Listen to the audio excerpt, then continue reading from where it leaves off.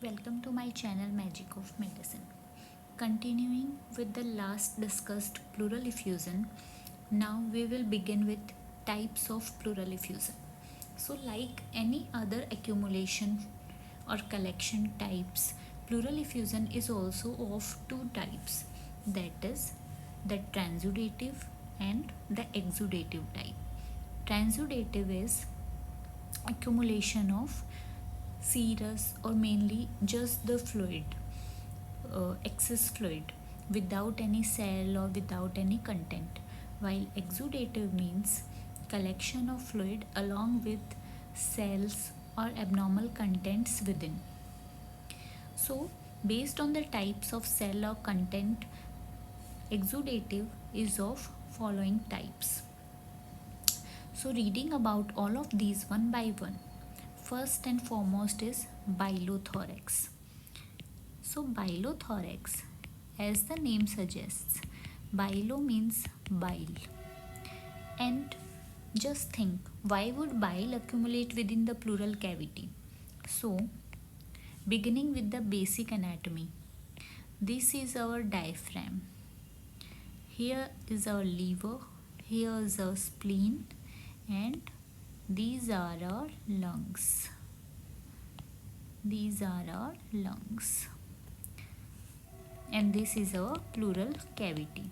So what happens is, during any trauma to the liver or due to any laceration, the biliary tree within the liver gets disrupted and forms an abnormal fistular communication with the overlying pleural space, which leads to leakage of bile, and the bile slowly gets accumulated within the pleural cavity, and this condition is known as bilothorax.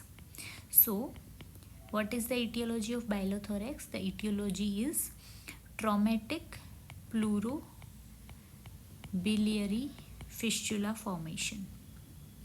Okay, so this fistula formation is easily demonstrated on imaging CT or MRI. MRI is better because of high soft tissue contrast resolution.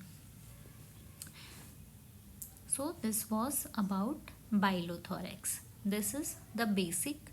Just remember bilothorax.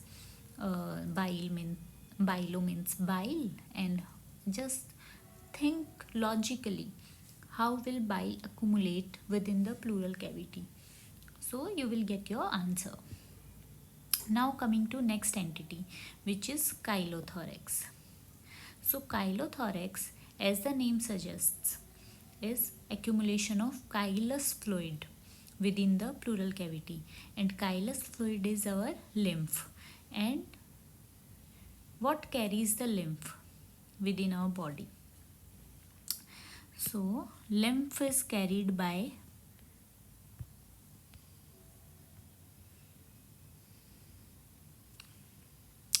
chylothorax. Lymph is carried by our own thoracic duct. So any pathology of thoracic duct which leads to obstruction or trauma to the thoracic duct leads to chylothorax. Next entity is pseudochylothorax. Pseudochylothorax happens because of cholesterol deposition. And why would cholesterol deposit within the pleural effusion? Cholesterol containing pleural effusion is because of any infection like tuberculosis or any chronic inflammation like rheumatoid arthritis. It is seen with mainly these two entities. However, it can also occur in lung carcinoma, any other long infections, but those are rarer ones. The commoner ones when asked about pseudochylothorax are TB and rheumatoid arthritis. Then coming to pyothorax. Pyo means pus, and pus within pleural cavity is pyothorax. It is also known as empyema. Next is glycinothorax. Glycinothorax is glycine within the pleural effusion. It is not that important. Then coming to hemothorax. Hemo is blood. So blood within thoracic cavity is because of trauma. It is because of trauma. Then is infusothorax. It is also an interesting entity. So again I am drawing your pleural cavity. This is pleural cavity. So what happens in infusothorax is when someone places inadvertently the central venous catheter within the pleural space, then the drug which we are giving through central venous catheter, instead of going to the body within the blood, it gets started accumulating within the pleural cavity and it leads to infusothorax. Mostly it is seen in chemotherapy patients wherein the chemo is given via central venous catheter, and if the central venous catheter itself is placed inadvertently within the pleural cavity, then the drug, instead of going to the blood, it starts going into what? This pleural cavity, and it leads to bigger and bigger accumulation of pleural effusion containing the drug. So why is it now called infusor? You are clear, because of wrong infusion. Okay, so this was about infusothorax. Now coming to next entity, it is oleothorax. Oleothorax is, oleo means oil, and why will oil get accumulated within the pleural cavity? Because of the previously used treatment method of infusing paraffin oil within pleural cavity or extrapleural space so as to induce the upper lobe collapse in tubercular patients. Paraffin oil introduces fibroblastic activities and causes lung collapse, mainly upper lobe, and which leads to which used to prevent actually the tubercular patients from the upcoming complications like pneumothorax, cavity rupture, or further spread of infection. So it was previously used treatment method for tubercular patients. Nowadays ATT is quite effective and paraffin oil is not at all used. So oleothorax is not used nowadays. Oleothorax is not seen nowadays because the treatment entity is changed.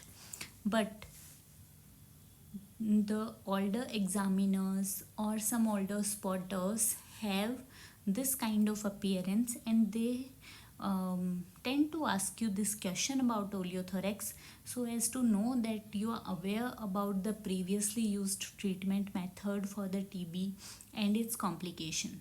So whenever asked about oleothorax, you should tell that it is abnormal accumulation of paraffin oil within the pleural cavity, and it used to be a treatment method for tuberculosis in older days. Now next is urothorax. Uro means urine. So urine within the pleural effusion is urothorax. Now I will just tell you about urothorax. So look here, this is diaphragm, this is pleural cavity, and this is our kidney here. So whenever due to any trauma to kidney any urinoma get forms, the urine starts leaking from the urinoma, and it can leak and can reach up to pleural space, which is called urothorax. It is very rare. So this was all about types of pleural effusion. Now this is a table of differences between transudative and exudative fluids. So there is a Light's criteria. Remember, Light's criteria is used to differentiate between transudate and exudates. So what is the pathology? First difference. Pathology is high hydrostatic pressure and low oncotic pressure. Whenever there is high hydrostatic pressure, fluid from the capillaries leak and gets accumulated within the spaces like pleural cavity, pericardial cavity and peritoneal cavity. Also, low oncotic pressure leads to same role. It also leads to accumulation of fluid within the spaces. So remember the pathology: high HP and low OP. And pathology for exudative is increased capillary permeability, because exudative is because of some kind of inflammation or some kind of trauma, and we know that these conditions lead to capillary permeability increment, and whenever permeability increases, the larger particles, that is the cells or the contents, start leaking and form the exudative effusion. Now what are the other 3 points? First is look at the protein concentration, second lactate dehydrogenase, and third specific gravity, PLS. So just remember 30, 20 and 1. 1, 2 and 3 is the mnemonic. So protein concentration for transudative should be less than 30 gram per liter, and for exudate it should be more than 30 gram per liter. And when coming to the ratios, the total protein fluid to serum ratio should be less than 0.5, and for exudate it should be more than 0.5. Next is lactate dehydrogenase. For calling it a transudate, it should be less than 20 international units per liter, and for exudate it should be more than 20 international units per liter, and the ratio should be less than 0.6 for transudate and more than 0.6 for exudate. And specific gravity, obviously for transudate specific gravity will be less, and it will be lesser than what? 1.016, and for exudate it should be more than 1.016. So just remember PLS and 3 to 1. Now coming to the clinical features of pleural effusion. Pleural effusions are asymptomatic when small. However, when large, they lead to breathlessness, because larger pleural effusions will lead to passive atelectasis of the underlying lung. So this is a question. Effusion causes passive atelectasis.